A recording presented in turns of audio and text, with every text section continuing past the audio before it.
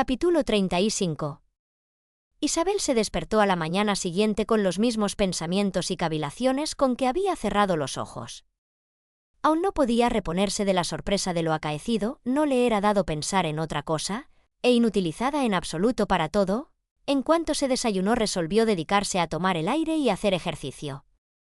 Se encaminaba en derechura a su paseo favorito cuando, al recordar que Darcy iba alguna vez por él, se detuvo, y en lugar de entrar en el parque tomó el camino que conducía lejos de la carretera de entrada. La empalizada del parque era el límite de uno de sus costados, y pronto atravesó una de las puertas que daban acceso a la finca.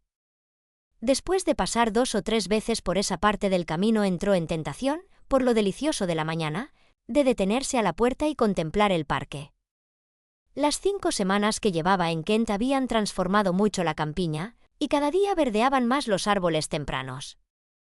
A punto estaba de continuar su paseo, cuando vislumbró un caballero en la especie de alameda que bordeaba el parque, se movía en aquella dirección, y temiendo que fuera Darcy se retiró al punto. Mas la persona que se adelantaba se hallaba ya lo suficiente cerca para verla, y siguiendo andando con velocidad pronunció su nombre. Ella se había vuelto, pero al oírse llamar, aunque por voz que denotaba ser de Darcy, se dirigió a la puerta de nuevo. Por entonces él había llegado a la misma también, y mostrando una carta que ella instintivamente tomó, dijo, con mirada que mostraba altanero comedimiento: «He estado paseando por la Alameda bastante rato en espera de ver a usted. ¿Quiere usted hacerme el honor de leer esta carta?» Y al momento, con una ligera inclinación, se dirigió de nuevo hacia los plantíos y pronto se perdió de vista. No con esperanzas de placer, pero sí con la mayor curiosidad, abrió Isabel la carta, y con sorpresa siempre creciente vio que el sobre contenía 2 pliegos de papel de escribir y llenos en su totalidad con letra muy apretada. Hasta el sobre estaba escrito también. Prosiguiendo su paseo por el camino la comenzó a leer. Estaba fechada en Roussins a las 8 de la mañana y era como sigue: «No se alarme usted, señorita, al recibir esta carta creyendo que contiene una repetición de los sentimientos, una renovación de los ofrecimientos que tanto disgustaron a usted la última noche. Escribo sin deseo ninguno de apenar a usted ni de humillarme yo mismo insistiendo en deseos que, por dicha de ambos, no pueden olvidarse tan pronto, y el esfuerzo que la redacción y la lectura de esta carta tienen que causar podrían haberse ahorrado si mi modo de ser no requiriese que se escriba y se lea. Por lo tanto, ha de perdonarme usted la libertad con que solicito su atención. Sé que sus sentimientos de usted solo pueden otorgarla de mala gana, pero yo la exijo de su justicia. 2 delitos de naturaleza muy diversa y de ningún modo de igual magnitud ha cargado usted sobre mí la pasada noche. El mencionado en primer término era que había separado al señor Bingley de su hermana de usted sin consideración a los sentimientos de ninguno de ellos, y el otro, que yo, a pesar de determinados derechos, a despecho del honor y de la humanidad, había arruinado la prosperidad inmediata y marchitado las esperanzas al señor Wickham. Haber arrojado cruel e impúdicamente al compañero de mi juventud, al favorito de mi padre, joven que apenas tenía otro arrimo que el de nuestro patrocinio y que había sido educado en la expectativa de que ese se ejerciese, sería depravación con que no podría compararse la separación de 2 jóvenes cuyo afecto podría ser solo producto de algunas semanas. Pero de la severidad de la censura que la última noche me dirigió usted tan abiertamente espero verme libre en lo futuro si lee usted la siguiente relación de mis actos y de sus motivos. Si al explanarlos, cosa a mí debida, me veo en la precisión de revelar sentimientos que pudieran ofender los suyos, solo puedo decir que lo lamento. Hay que obedecer a la necesidad, y toda excusa sería absurda. No hacía mucho que estaba en el condado de Hereford cuando observé, como los demás, que el señor Bingley distinguía a su hermana mayor de usted sobre todas las muchachas del país, pero no fue hasta la noche del baile de Netherfield cuando me pareció que sentía afecto formal. Varias veces le había visto antes enamorado. En aquel baile, mientras tenía yo el honor de bailar con usted, supe por primera vez, por información casual de Sir Guillermo Lucas, que las atenciones de Bingley hacia su hermana de usted habían hecho concebir en general esperanzas de matrimonio. Él me habló de ello como de suceso seguro, del que solo quedaba por decidir la fecha. Desde aquel momento observé con cuidado la conducta de mi amigo y pude notar que su parcialidad por la señorita de Bennet era mayor de cuanto había visto en él. También vigilé a su hermana de usted.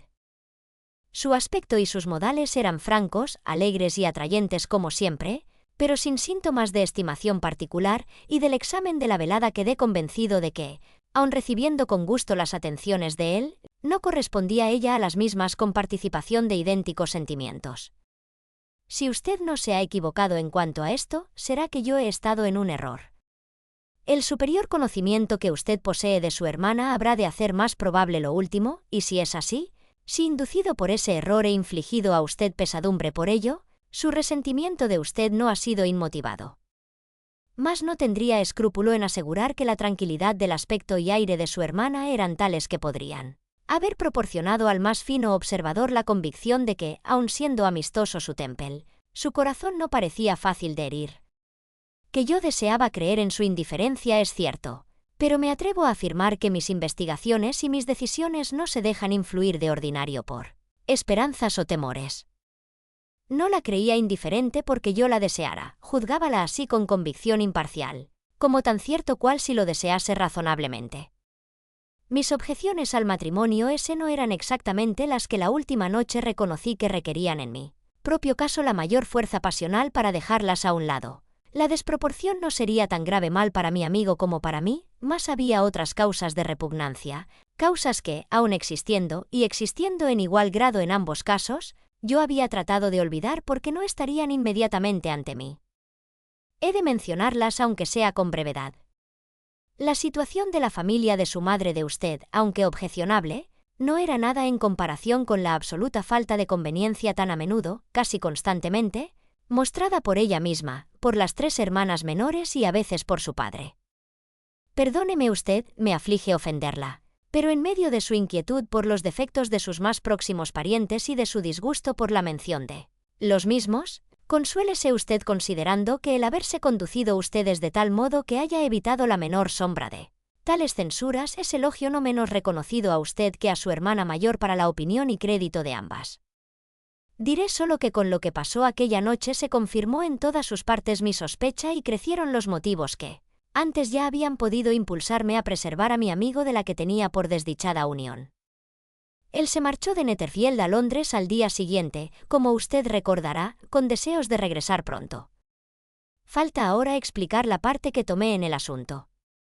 El disgusto de sus hermanas se había excitado con el mío. Pronto descubrimos nuestra coincidencia de sentimientos, y conocedores por igual de que no había tiempo que perder en separar a Bingley, resolvimos pronto unirnos con él en Londres. En vista de ello, fuimos allí, y al punto me dediqué a la empresa de hacer ver a mi amigo los peligros de semejante elección. Se los enumeré y reforcé con seriedad. Mas aunque una exposición así pudiera lograr que vacilara o se dilatara su determinación, no creo que habría impedido a la postre el matrimonio si no hubiera sido secundada por la seguridad, que no dudé en darle, de la indiferencia de su hermana de usted. Hasta entonces había creído que ella correspondía a su afecto con sincera aunque no igual estimación. Pero Bingley posee gran modestia natural junto con mayor deferencia a mi juicio que al suyo propio. Con todo, convencerle de que se había engañado no fue cosa fácil. Persuadirle de no volver al condado una vez convencido de aquello fue obra de un instante. No puedo censurarme por haber hecho todo eso. No hay sino una parte de mi conducta en la totalidad del asunto en que no pienso con satisfacción. Consiste en que accedí a adoptar medidas tales que ocultaran a Bingley la presencia de su hermana de usted en la capital. Conocíala yo, como la conocía la señorita de Bingley, pero el hermano de ésta aún lo ignora. Es quizá probable que se hubieran encontrado sin malas consecuencias, mas su afecto no me parecía extinguido lo suficiente para que la viese sin peligro. ¿Acaso esa ocultación fuera indigna de mí, pero la tuve por lo mejor? En ese asunto no tengo más que decir ni otra excusa que ofrecer. Si he herido los sentimientos de su hermana de usted ha sido involuntariamente, y aunque los motivos que me guiaron es natural que puedan parecer a usted insuficientes, aún no he podido condenarlos. Con respecto a la otra acusación, de más peso, de haber perjudicado al señor Wickham, solo la puedo refutar presentando ante usted la totalidad de su relación con mi familia. Ignoro de qué me ha acusado él en particular, pero de la verdad de cuanto voy a contar a usted puedo citar más de un testigo de incontrastable veracidad. Hace cerca de un año salió del colegio y se instaló en Londres, y el verano último fue, con la señora que la dirigía, a Ramsgate, y allí fue también el señor Wickham, a no dudarlo de propósito, porque se probó que había mediado relación anterior entre él y la señora Younge, sobre cuyo carácter habíamos sido por desgracia engañados. Y con la complicidad de ésta y su ayuda dedicóse aquel a Georgiana, cuyo tierno corazón, como de niña, se impresionó con fuerza por la amabilidad que él le demostraba, tanto, que se creyó enamorada y consintió en fugarse. No tenía entonces sino 15 años, lo cual habrá de servirle de excusa, y tras de declarar su intención, me complazco en añadir que debía ella misma el conocimiento del plan. Me reuní con ellos inesperadamente un día o dos antes de la proyectada fuga, y entonces Georgiana, incapaz de soportar la idea de afligir y ofender a un hermano a quien casi consideraba como padre, me comunicó todo. El velar por el crédito y los sentimientos de mi hermana me vedaron dar un escándalo público, pero escribí al señor Wickham, quien abandonó al punto aquel sitio, y la señora Younge fue, como es natural, destituida de su cargo.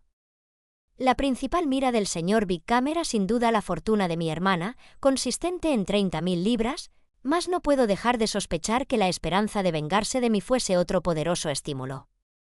En verdad que habría sido venganza completa. Esta es, señorita, la fiel narración de cuantos hechos se han referido a ambos, y si no la rechaza usted en absoluto, espero que me descargue en adelante del pecado de crueldad contra el señor Wickham.